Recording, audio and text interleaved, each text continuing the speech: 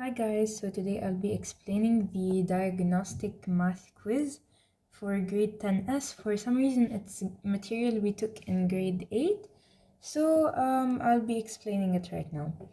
Which of the following lines have an undefined slope? When they're telling us an undefined slope, what does it mean? That means a slope that looks like this. It means it has only an x, no y. X, yes. Y, no. This is what an undefined slope. Another way to find an undefined slope is when you're doing y minus y over x minus x. If you get x minus x to be 0, then it is an undefined slope because as we know, we cannot have 0 in the denominator. So what does it mean? That means x and x have to be the same numbers. Of course, this is y1 minus y2 over x1 minus x2. That means the x should be the same for both of them. If we use what we just applied, we said if it is only an x and there is no y, then it's an undefined slope. And finally, if they have the same x, then it's also an undefined slope. And these three are our only conditions. Number 2, pick the inequality whose solution set is shaded below. First thing, if you notice, shaded, in the shaded part, let me go up. In the shaded part, which is our solution, we have 0, 0. So a trick I would like to do is we substitute 0, 0 in all of the equations. If we do that, for this one, we're gonna get 0 greater than equal to 6. Also here, 0 greater than equal to 6. Here, 0 less than equal to 6. Here 0 greater than 6, and here 0 less than 6. So of course the ones that make sense, that we're gonna choose them. This is wrong, and this is wrong. So these two, here and here, these are the only two possible solutions, but we need to know which one is correct. So we take from the slope a specific point. So for example, we're gonna take 0, minus 2 as a point, okay? And we're gonna substitute it. We had 0, it was this one and this one, I think, okay? These are the correct ones, not wrong, they're correct. So our point is 0, negative 2. We're gonna substitute it in both equations and see which one makes sense. So 2 times 0 minus 3 times minus 2 is less than or equal to 6.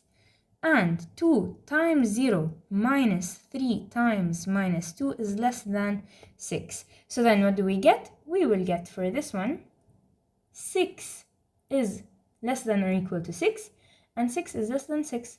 So which one is correct?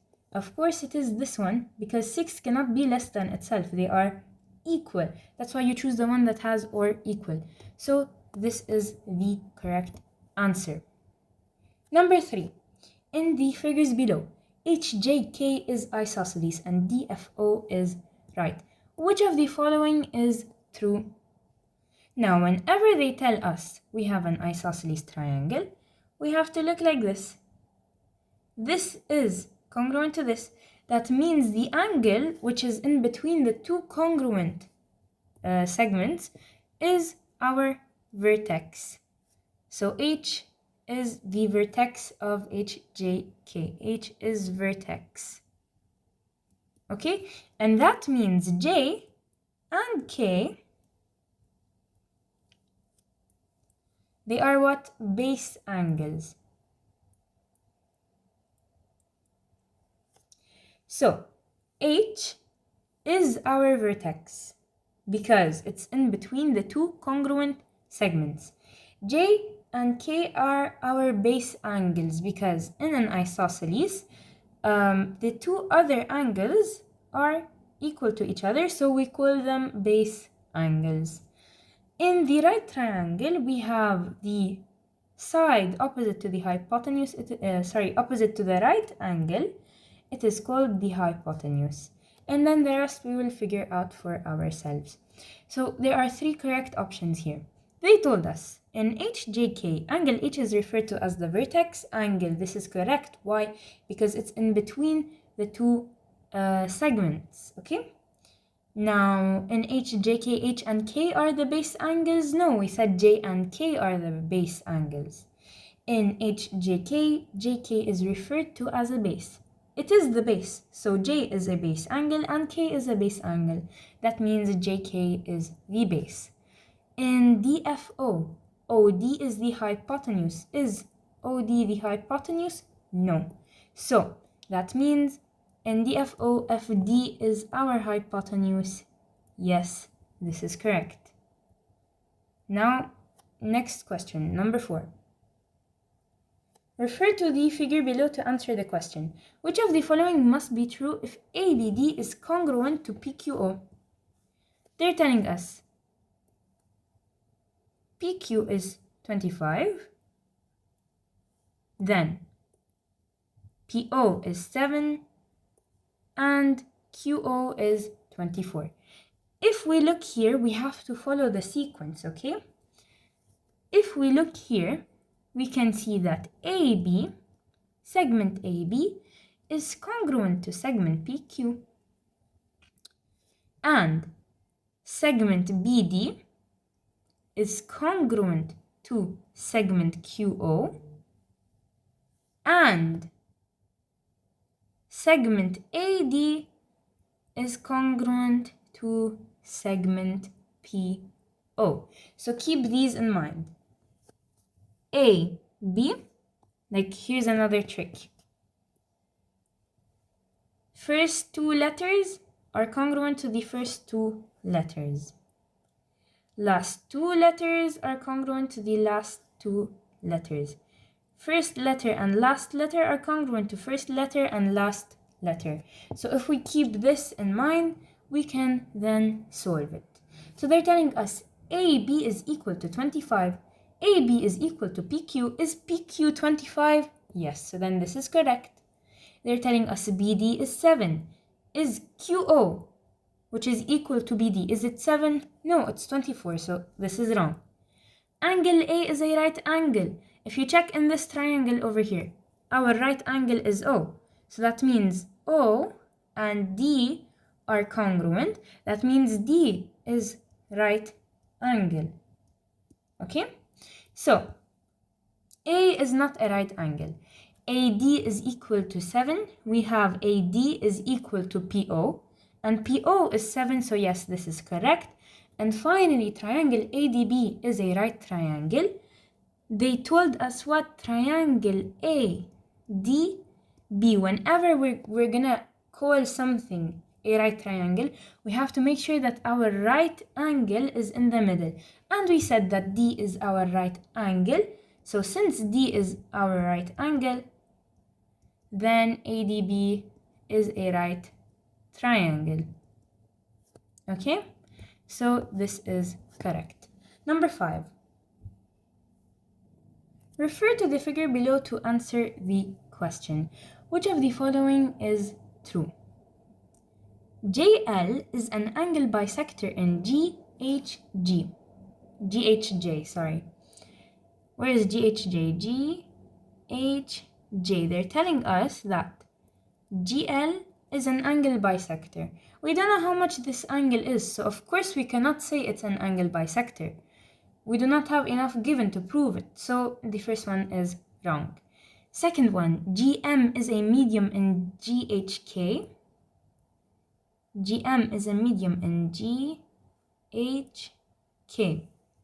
They're telling us what? GM. Is it a median? What is a median? It will divide what? The two angles, the sides into equal parts. So is 14 equal to 14 plus 7? Definitely not. So the second one is also wrong. GK is a median in GLJ. GLJ. They're telling us GK is a median. Yes, it is a median because 7 is equal to 7. So we have our first correct option.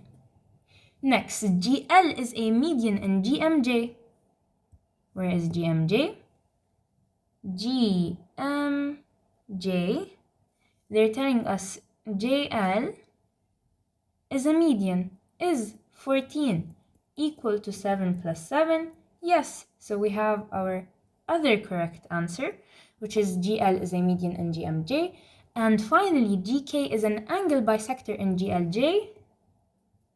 We have GLJ, and they told us GK is an angle bisector, so that means 20 is equal to 20, yes. So our final correct answer is this one. Number 6. Adding a multiple of the second equation to the first and combining like terms in this leads to this. Basically, whenever you see something like this, what do? You have to solve it in a way that you can get a final answer. Here, what are they telling us? They need 19x, so we need to solve for x. We need x is equal to. So what do? We need to replace y. One second. We need to replace y. If we need to have the value of x, then we replace the y. That means, first of all, to replace the y, we have to have it by itself. We'll take this one because it's an easy one, okay? We'll take it and we will do 5x minus y is equal to 7. How can we possibly have y by itself? We can move 5x to the other side. So now we have minus y is equal to 7 minus 5x. Let us cancel here the minus, and so we're gonna give minus to the 7, and the 5x will become a 5. So if we remove the minus from here, we're gonna put a minus here, and we're gonna remove the minus from here. Basically, if you're changing the sign of one, everything will change. The signs of everything will change, okay? So now let's write it in a proper format. We're gonna have it as y is equal to 5x minus 7. So this is our equation that we will be substituting in here. So 4x plus 3y, we said y is 5x minus 7, so 3 times 5x minus 7, okay, is equal to 17. So 4x plus 15x minus 21 is equal to 17. And then we bring 21 here and we add these. We're gonna get 19x is equal to 38. But do we continue solving it further? No. Why? Because they need 19x. So 19x is equal to 38. If they needed us to solve it further, then we would solve it further. But so far, they don't need us to. Question number 7. What is the value of x in 5 to the power of 4 times x is equal to 5 to the power of 100? Okay, whenever we have something like this, okay, we have, for example, 5 to the power of 4 to the power of x. An exponent to the power of an exponent in this form is equal to the two exponents multiplied. So that means 5 to the power of 4 to the power of x is equal to what? 5 to the power of 4x. So 5 to the power of 4x is equal to 5 to the power of 100. If we forget about the 5 for now, okay? We're gonna take it now as 4x is equal to 100. So then x is equal to 25. So if they're telling us what's the value of x in 5 to the power of 4 to the power of x, it is then 25. Number 8. What whole number is equal to this? We have 4 over 5 to the power of negative 2.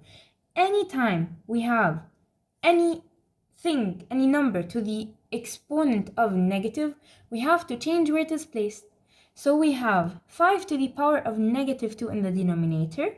We're gonna bring it to the numerator. We're gonna bring it to the top. So then it becomes multiplication, and the negative 2 will change into the power of 2. So it was down in the numerator, it was negative, and we cannot have a negative exponent, so we will bring it up to the numerator. It was division, it will become multiplication, and the negative 2 will become a 2. So 4 times 5 to the power of 2 is equal to 4 times 25 is equal to 100. Question number 9. Now, what is the value of x in 5 to the power of 2 minus x over x is equal to 5 to the power of 16? Whenever we have the same base, which in here is the case, we have 5 here, 5 here, and 5 here, we can add and subtract and multiply the exponents as we like, because we have the same base, okay? So if we have division, then we're gonna do subtraction, because they're exponents. They don't count as whole numbers, they're exponents. So we have 2 minus x over x, that is equal to what? 2 minus x, and we said division is minus. So minus the exponent, which is x. So 2 minus x is equal to the exponent over here, which is 16. So 2 minus 2x is equal to 16. Minus 2x is equal to 14. Here it is minus. X is equal to negative 7. If you're not sure of your answer and you want to check, we can do it like this. We substitute. This will become 2 minus minus 7, because x is minus 7. And here we have minus 7. Let us check. We're gonna do as we did before. 2 minus minus 7 minus, because this is minus 7. Okay? That means minus and minus is plus, minus and minus is plus. We will have 2 plus 7 plus 7, which will give us 16, and it is then correct. So the value of x is negative 7. Question number 10. We have 6 to the power of 3 times 4 over 6 to the power of negative 1 times 4 to the power of 3. We said anytime we have anything to a negative exponent, we're going to change its position. So it's going to go to the numerator. 6 to the power of 3 times 6 to the power of 1, it will give us what? 6 to the power of 4. Now in our numerator we have what? 6 to the power of 4 times 4 over 4 to the power of 3.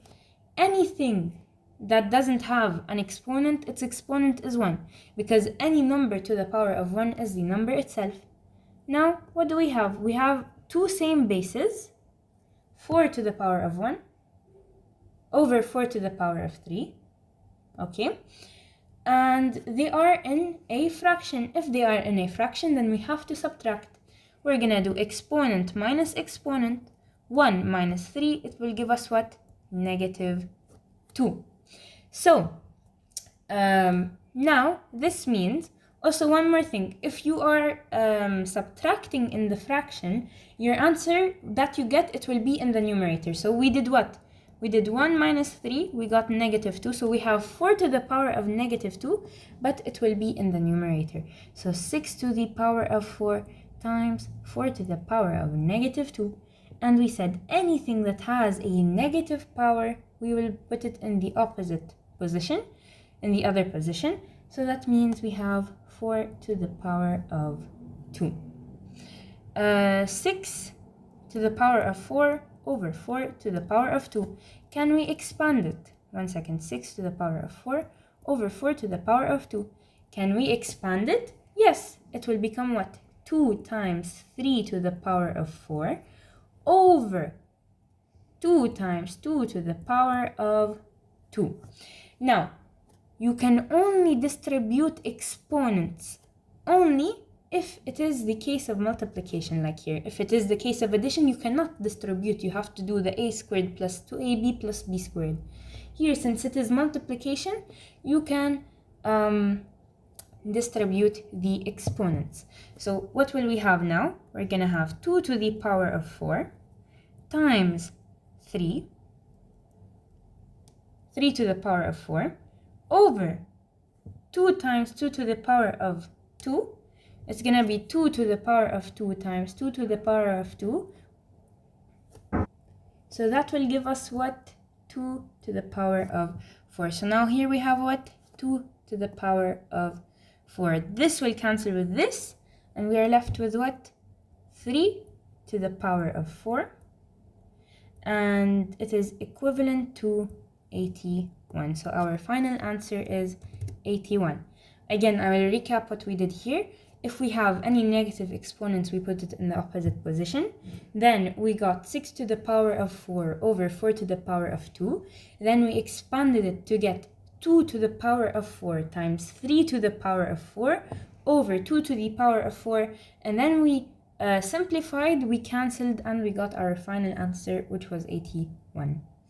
Question number 11. What is the value of x in 10x times 10 to the power of 4 is equal to 10 to the power of 15? We said if they have the same bases, then we will take it as a normal equation. But the multiplication for exponents is addition. So, multiplication for exponents is equal to addition. Okay? Division for exponents is equal to minus. You subtract, okay? So here we have multiplication and we have exponents. That means x times will become plus 4 is equal to 15. That means x is equal to 11. Number 12. What is the slope of the line whose equation given is this? Anytime they ask you for the slope, you have to have the y by itself. It's mandatory for the y to be existing, by itself. So we're going to have 4y plus 48x is equal to 0. So then it will become 4y is equal to minus 48x. And we still need the y to be alone. There's a 4 next to it. So we divide everything by 4. We get y is equal to negative 12x. And always the number next to the x is the slope. So our slope is negative 12. Question number 13. Here, what's the slope of the line passing through these points? We do y1 minus y2 over x1 minus x2. It doesn't matter which y or x you choose, it will work. So if you started with this, you have to continue with this. If you started with this, you have to continue with this. So let us do it. We're going to start with this. 10, our y, minus our other y, minus 10, over, since we started with this, we're going to continue, 2 minus our other x, 4. So we're going to have 20 over negative 2, and then our slope is negative 10. Question number 14. What's the value of k if the equation of the line drawn below is 6x plus by is equal to k? Look, this may seem tricky at first, but it's actually really simple. What do you need to get rid of? This one. Why? Because we have two unknowns. It will not work out for us, so we're gonna remove it. If in the exam they gave you bx plus 6y is equal to k, you're gonna remove this one because it has two unknowns. But here in this case, we only removed the by because it has two unknowns. So now we're gonna be left with 6x is equal to k. Now, since we removed this, we need our y to be equal to 0. Okay? Or in other terms, without saying that it's removed, we need to make this a 0 to remove it. So, our y, when choosing our point, it has to be a 0. If we choose something with y0, it is this, which is x is 2, y is 0. So if we're going to substitute, we're going to have here 6 times 2 plus 0 is equal to k. So 12 is equal to k. That means what? K is 12. Number 15. Question number 15. What is the value of a if a, b is the solution to the system? This. First thing, I'm going to do it in two ways. We're going to do first a simple way, and second, we're going to do the more complicated way. They're both going to give us the same solution. So first, if you notice, we have 3y here and we have 3y here. So let us leave 3y on a side by itself. So we're going to move the 2 over here, and we're going to have x minus 2 is equal to 3y. Now all we need to do is substitute. We have 3y. We're going to put it here. We're going to have now 2x plus, instead of 3y, it's x minus 2, plus x minus 2 is equal to 76. 2x plus x is 3x, so 3x is equal to 76 minus 2. We bring minus 2 to the other side, it's plus 2. So now 3x is equal to 78. Then we do 78 divided by 3. We are gonna get 26. So directly like this, we found our value, which is a, because they need the value here. This is x, this is y. They needed x, and we found x. Another way was to substitute the x. Then you're gonna have 2 times 3y plus 2, okay? Plus 3y is equal to 76. So 6y plus 4 plus 3y is equal to 76.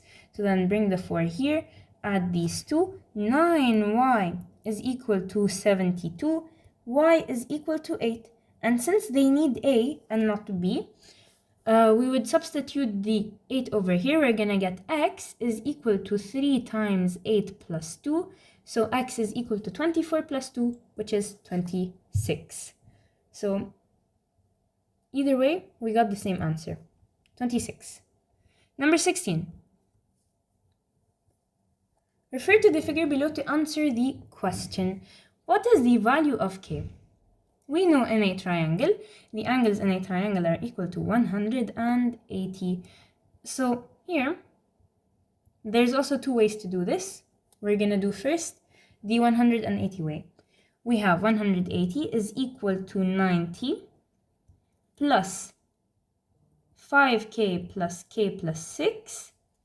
So then 90, because 180 minus 90 is 90. 90 is equal to 6k plus 6.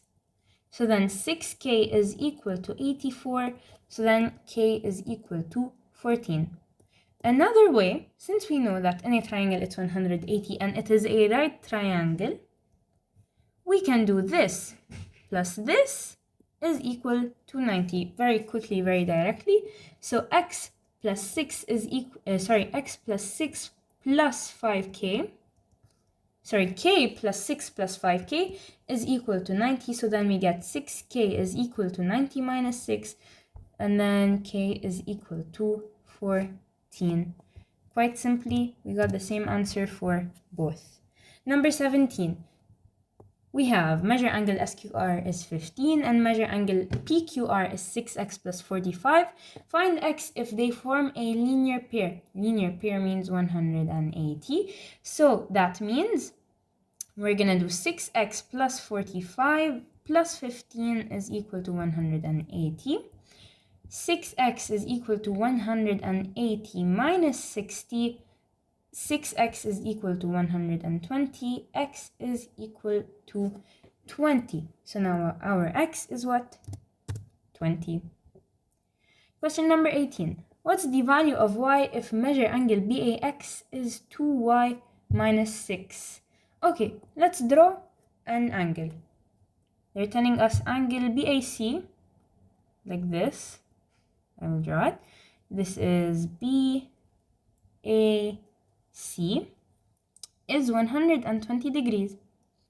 Then they told us there is an angle bisector AX. Okay, if it is an angle bisector, that means this is 60 and this is 60. It cuts it in half. They're telling us what's the value of y if measure angle BAX is equal to 2y minus 6.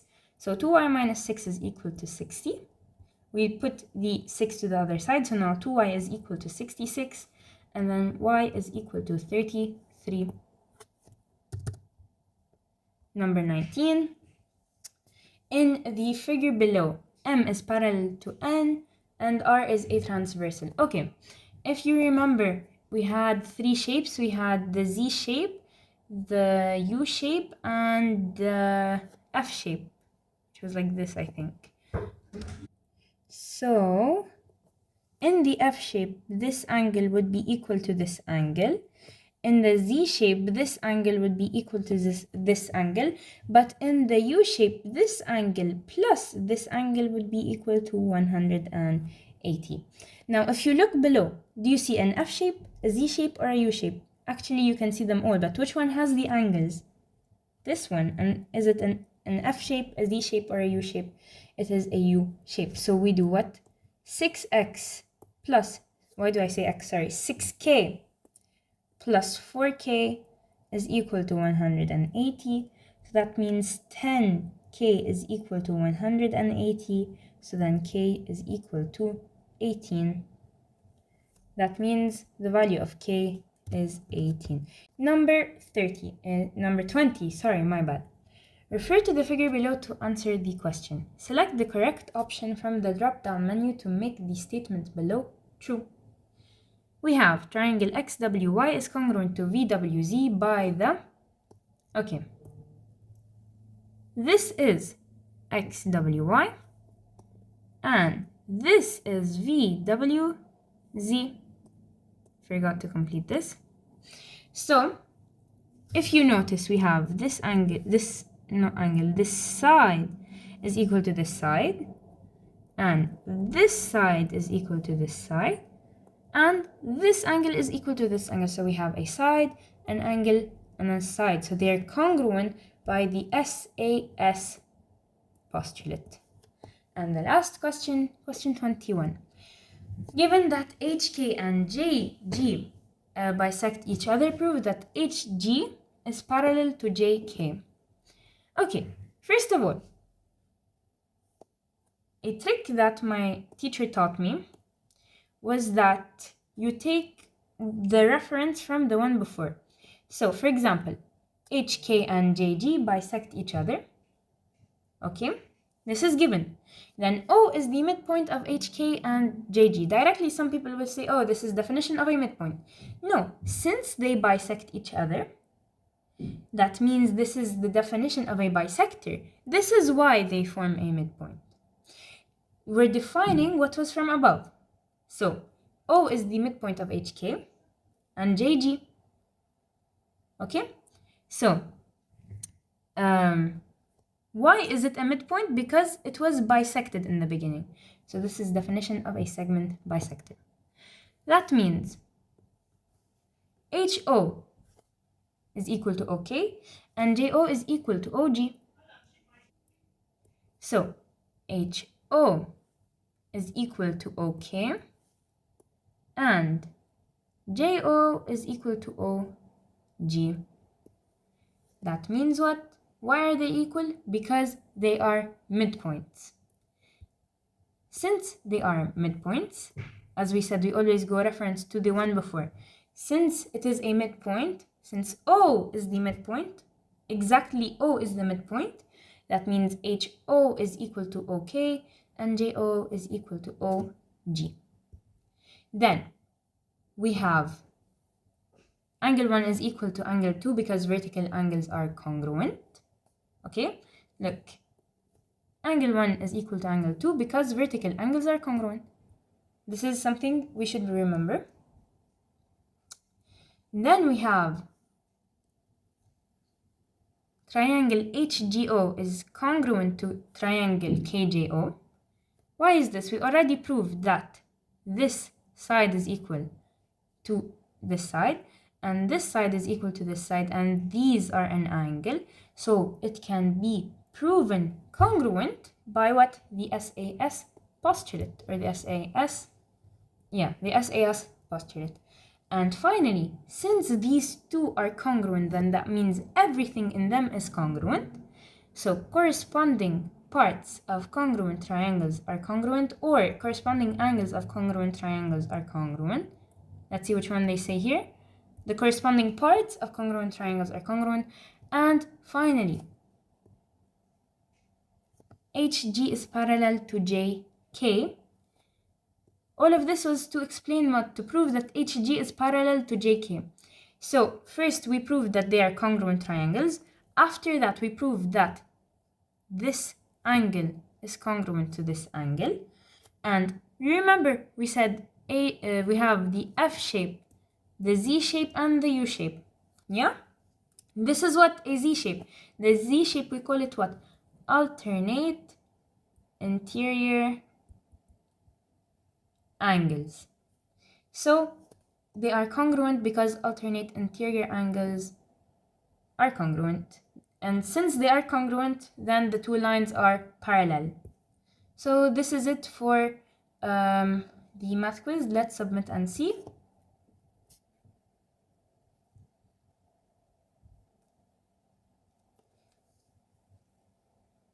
Thank you guys. I hope you understood and enjoy your day.